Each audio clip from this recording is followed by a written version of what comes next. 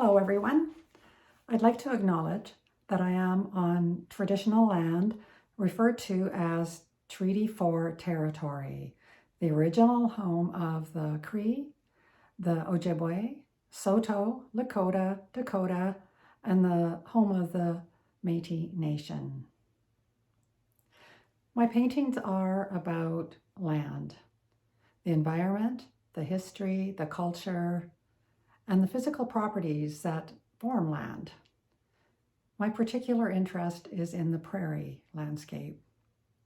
As a painter, the question I ask is, how can I describe the land in a way that is relevant to me and to my experience on this land? In my practice, I depict landscape representationally when it is the best way to describe a certain aspect or property of the land. I paint abstractly when I want to describe certain concepts or ideas. And I paint narratives when there are stories to tell.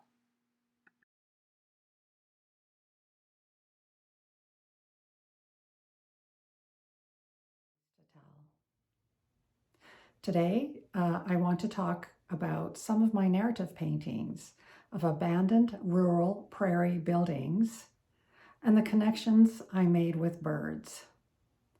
I like to think of these paintings as stories that weave together images from the evidence left behind into new narratives. I recently witnessed the bulldozing of the old farmhouse where I raised my children.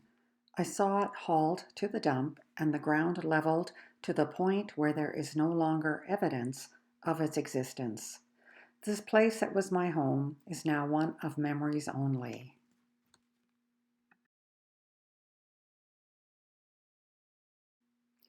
This is a painting of the interior of that house. The ceiling in the kitchen was collapsing, so I painted the old tree from outside of the little window to the inside of the kitchen to help hold up the ceiling, or possibly it's growing through the ceiling. The little yellow bird is a warbler who often sat on that windowsill looking in.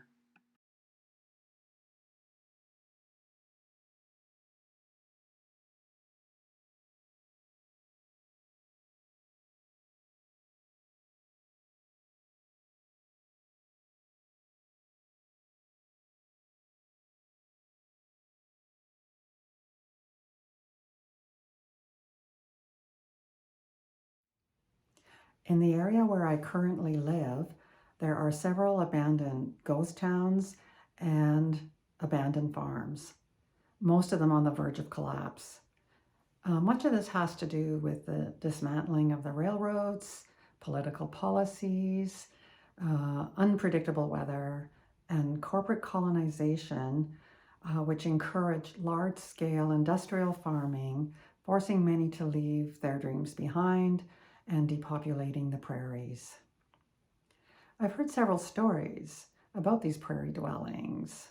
There's the one about being stranded in a storm and having to stay overnight in an old house, finding wood to light a fire in the old fireplace, and just to keep warm and dry out their socks. Some of these stories are humorous, but there are tragic ones as well. There's a story about a man who had been drinking heavily and was trying to make his way home. He was found in his village just a few feet from his doorstep, and all that was seen were his boots sticking out of the snow. Today, when I saw this house, the door has been torn off the hinges, as if the house is waiting for his owner to return.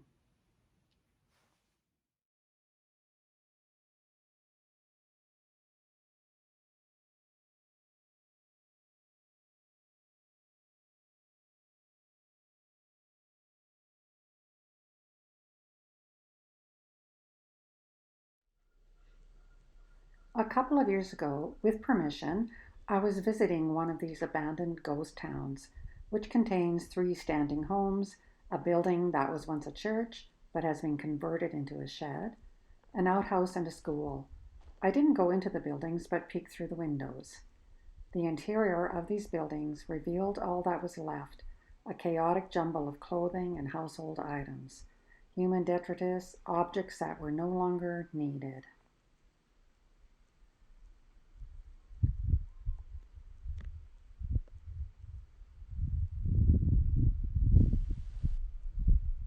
This is one of my first paintings of the school in that village.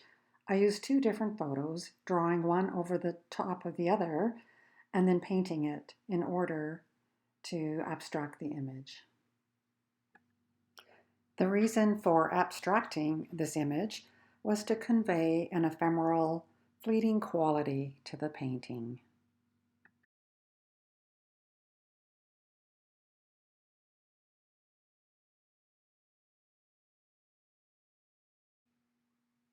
This is another painting from that village.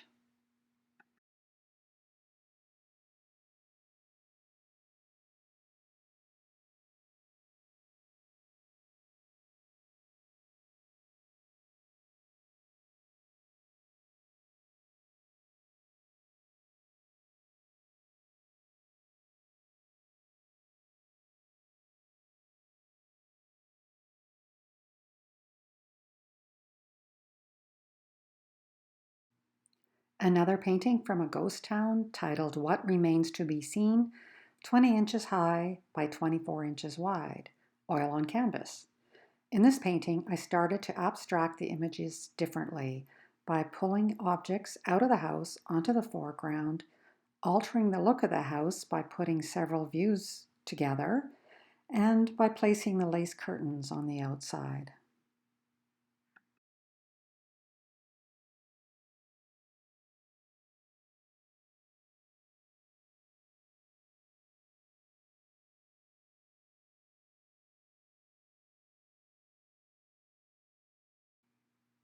This one is titled Tattered Leavings, and it's 24 inches by 24 inches, also oil on canvas.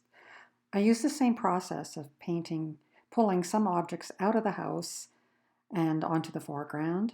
I also altered the foreground color to a non-representational color.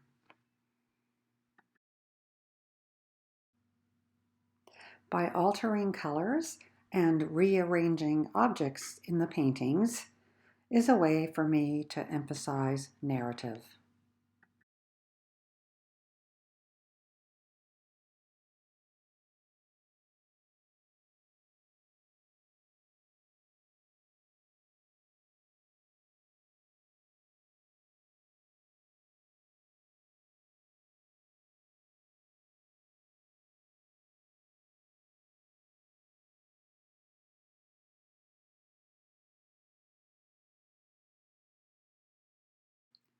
This was my first painting that included the presence of birds. I noticed that there were several birdhouses around this one particular house. I asked a past resident about the birdhouses. He said that his uncle claimed that when he died, he would come back as a bird. Hence the title, I'll Come Back as a Bird. The painting is 30 inches high and 40 inches wide and is oil on canvas. In all of these paintings, I painted the entire canvas a solid color as an underpainting. This process works well for the old houses by my allowing the underpainting to show through, making the houses appear less solid.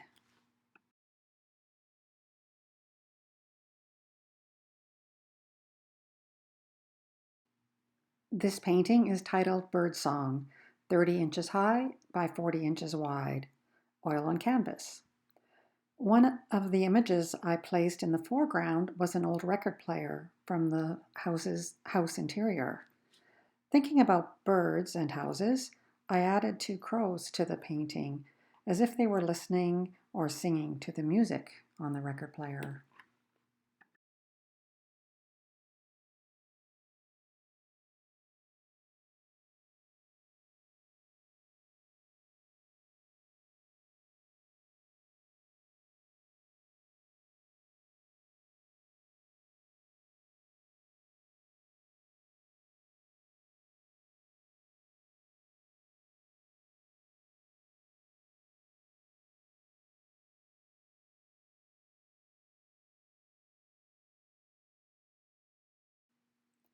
On another excursion to an abandoned farmhouse, I was walking around the outside of this house when I sensed something watching me.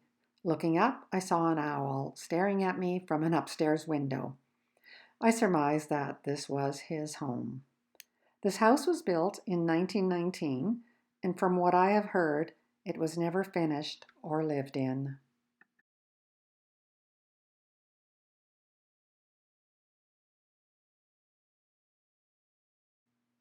I titled this painting Solitude, and it is also 30 inches high and 40 inches wide.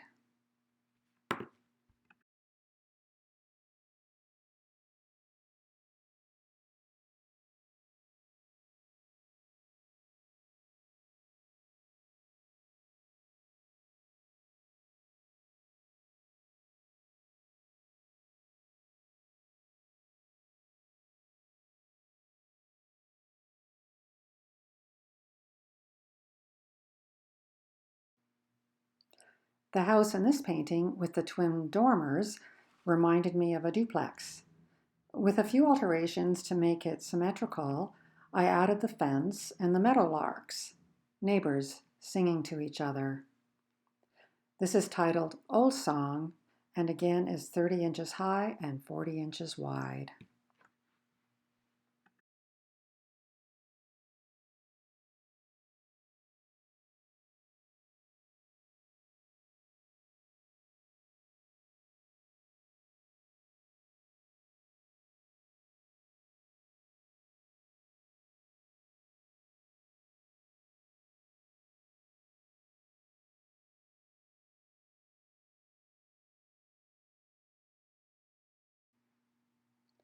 This is a combination of two buildings from another ghost town. Again, I pulled out objects from the interior and arranged them in the foreground and added a blackbird reading a book. This one is titled Fiction. It is also 30 inches high and 40 inches wide.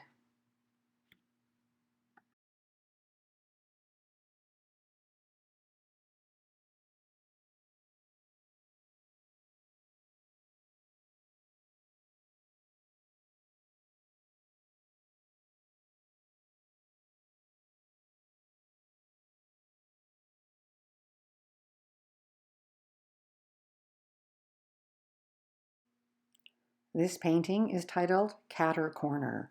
It's a combination of images from several events that occurred on the same day. The building, likely a storefront, was painted using a couple of different images. The cat is sitting on what was to be a rock pile, but it looked more like a bone pile to me, which I liked even better. The little yellow bird may or may not be the cat's next meal.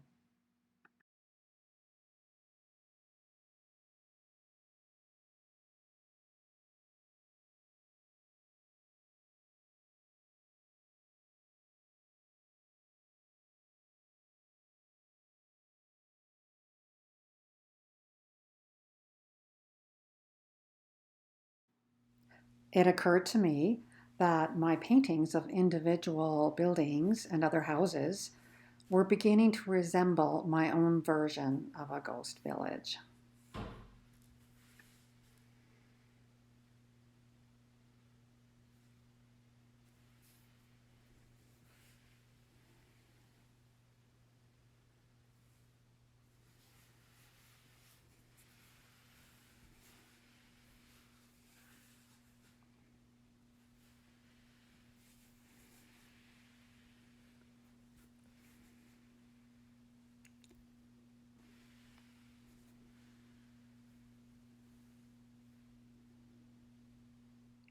Yellow birds became a prominent feature in my paintings.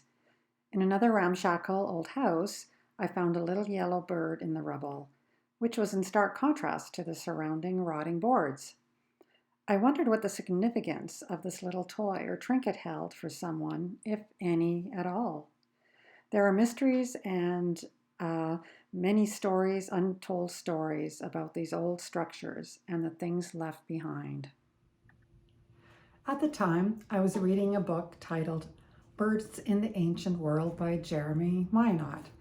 Minot describes the many ways in which birds influenced the lives of the people at that time, and how birds were important to how the ancients saw the world.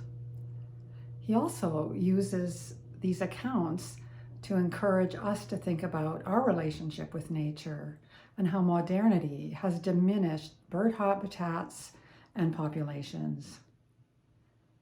Google searches suggest that a yellow bird can symbolize hope, prosperity, aspirations, goals, abundance. And a dead bird can symbolize disappointments. And as we know, the story of the canary in the coal mine offers a warning. The paintings that are on view with Grasslands online gallery for art now all contain yellow birds.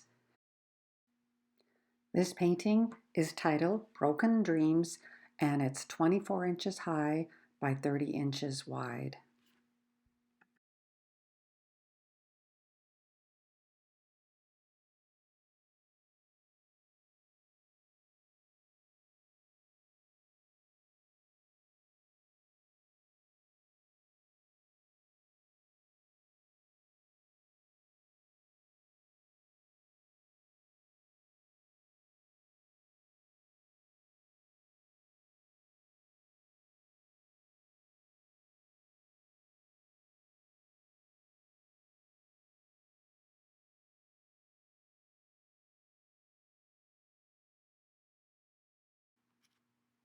These various meanings of yellow birds fit nicely into ideas about my paintings.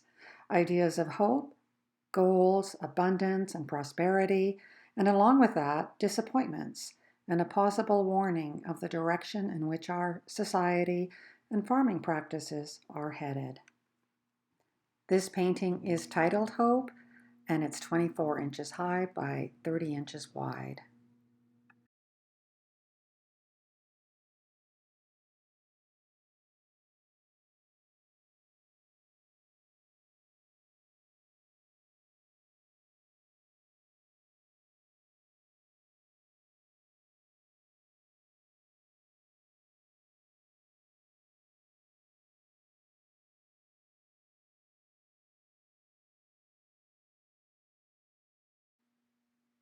Yet, with these dire predictions and the evidence with these disintegrating buildings, I find in these abandoned spaces an undisturbed beauty, a place void of humans, offering prime property for nature. This painting is titled Survivor and is 24 inches high and 30 inches wide.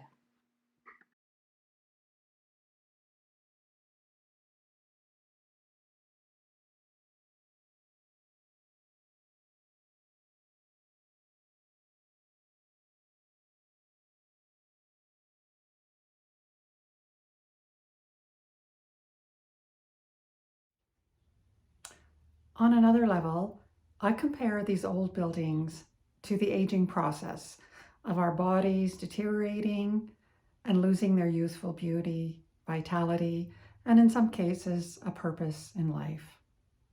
However, the birds in my paintings suggest that life continues whether we are here or not. And in that sense, my paintings of prairie ruins act as a metaphor for loss, hope, and the continuity of life. I would like to thank Grasslands Gallery and Art Now Fair, their funders and sponsors, for giving me this opportunity to talk about my work. And thank you for listening.